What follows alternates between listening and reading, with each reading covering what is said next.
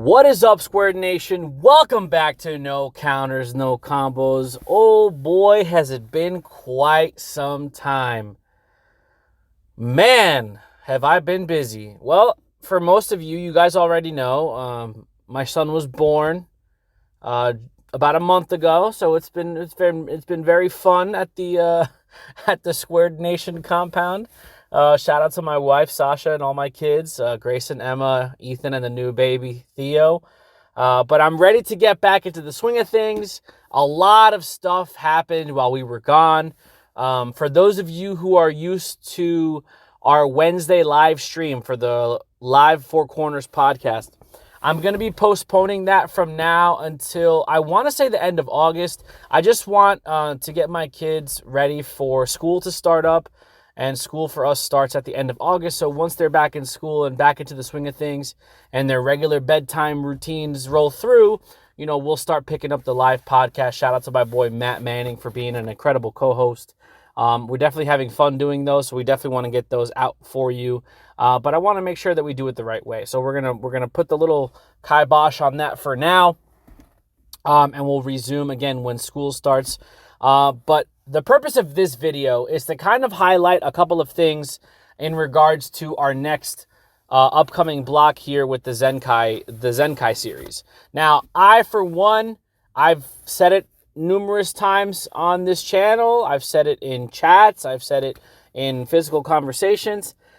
For one, felt like the Unison Warrior block was a little longer than it should have been. I understand there's a lot of reasons that go into that. I'm not complaining about, the mechanics that were introduced. I'm not complaining about the game itself, because I did enjoy the Unison block. It is the block that I came back into over a year ago, which is nice. It's always going to have a soft spot in my heart. But I'm very used to the old format of Dragon Ball where you basically got 3 sets in a particular block, and then it was on to the next one. The Overrealm block was sets basically like 2, 3, and 4, and then Wish came out with set 5, and then we had set 6, and then set 7, and then boom, the next set came out.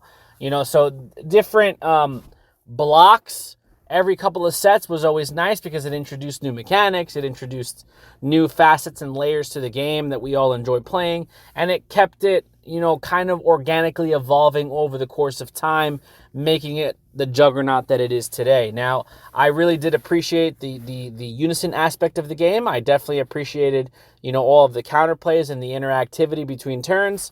That's what makes this game very special. However, I am 100% gonna say it here. I think Bandai smacked it out of the park with the upcoming Zenkai series. And I'll give you my reasoning why. Dragon Ball Super has always been a very unique game. Yes, you can make comparisons to other games like Magic the Gathering. I believe you can also make comparisons to, even though I didn't play it, you can make comparisons to Force of Will. You can make comparisons to other card games. What separates Dragon Ball from every other card game, and I think One Piece is kind of dabbling in this a little bit, but what separates Dragon Ball Super from every other card game is the combo step. The combo step in and of itself is its own unique mechanic that this game offers that allows you to strategically plan against your opponent's offensive strategy and also put forth your own offensive strategy. So the meat and potatoes of the Dragon Ball Super card game has always been the combo step. It is the most unique step in the game in comparison to other card games, and I am so thrilled that Bandai is going to emphasize how important the combo step is with the upcoming Zenkai series. So if you don't really know what I'm talking about, you've probably been living under a rock for a little bit, but that's fair.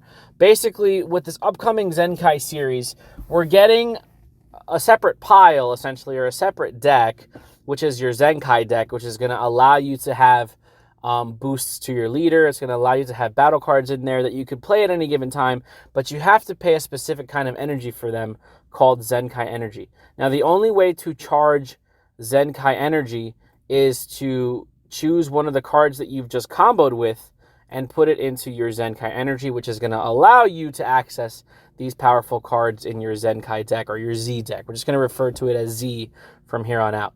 So why is that important? Well, it gives another layer and it emphasizes the importance of the combo step in the game of Dragon Ball Super.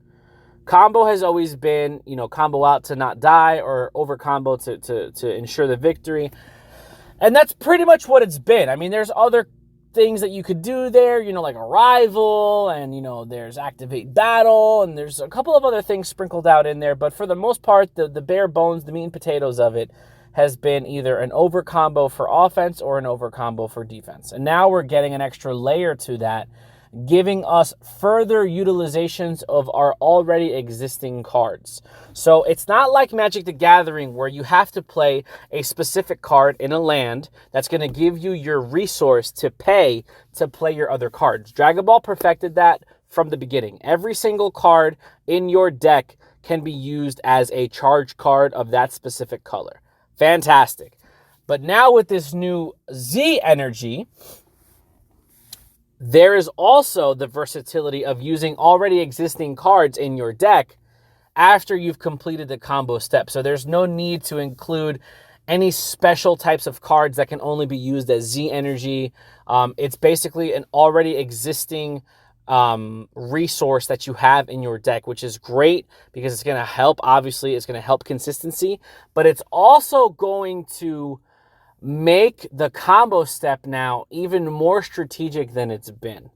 For the longest time, you combo card, it goes to the grave. Some cards have effects where they can activate in the drop area, and so on and so forth, fueling overwhelm and stuff like that. But now, with the introduction of the Z mechanic or the Z Energy, every single card that you combo is going to play a part of your strategy.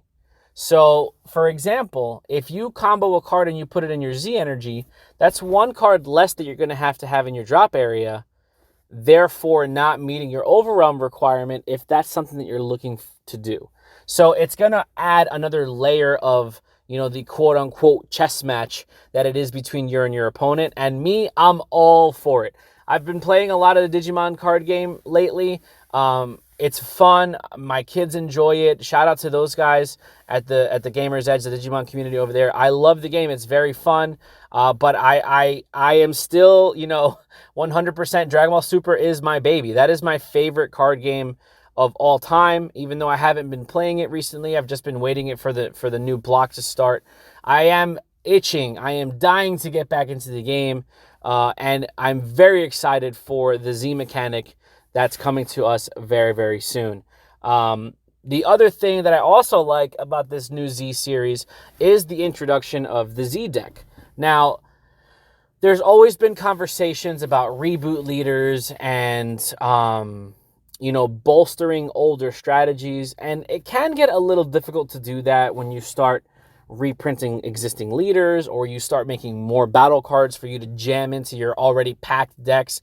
Some deck counts are, in the upper 50s now. Long gone are the days of just 50 cards. A lot of people are playing 52, 53. I've seen 55 card decks, 60 card decks.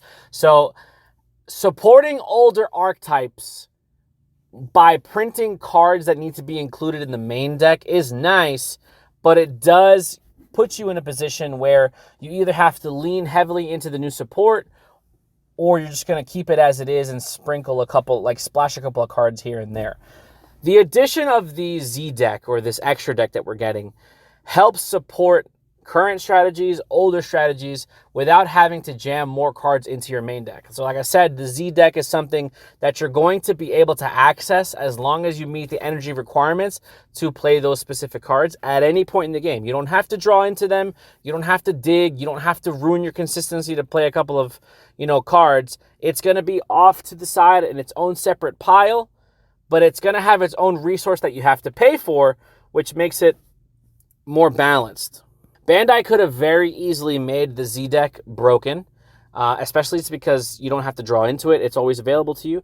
But the fact that they're balancing it with the Z Energy, I like it. Every time you use a Z Energy to pay, the cost for a specific card, that Z Energy goes to the drop area. It doesn't stay there. It's not a permanent fixture of your game. So if you want to play more Z cards, you're going to have to rebuild your Z charge or your Z energy area, which is, again, another aspect that they're adding to this game while not overpacking the already heavy main decks, so to speak. So you could still play your 55, 60 card decks and still have support from the Z stuff without having to worry about jamming cards into your main deck, which I think is going to help a lot with efficiency.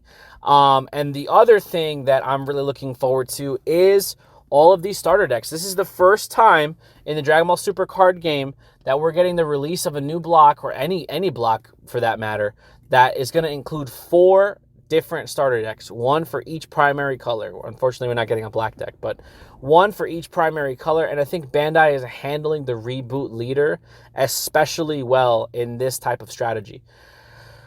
They're kind of 50-50 when it comes to reboots. Obviously, Mecha Frieza wasn't a good run. You know, Reboot Gohan is no longer existing. So the fact that they're taking into consideration the mistakes that they've made in the past by rebooting popular leaders that have been asking for reboots for quite some time in the form of a starter deck is incredible in my opinion.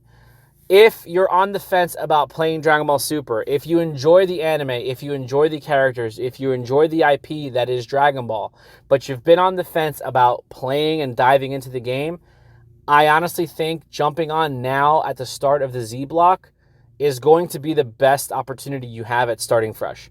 We're going to have introduction of new starter decks that are going to help with the new strategies. So you're going to be able to quickly just get your hands on those and start playing. And of course, you're going to have your boosters that come out with the Zenkai series. So I'm looking forward to it.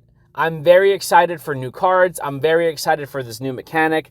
I'm very excited to revisit older strategies that, even though they haven't been rebooted, they might benefit from having the boost of a Z deck. You know, for example, set 1 Crit Vegeta. That's a very powerful leader that, you know, hasn't been rebooted, but could very well benefit from having, you know, Z Energy and Z Battle cards. So, you know, I'm very optimistic about the future of the Dragon Ball Super card game.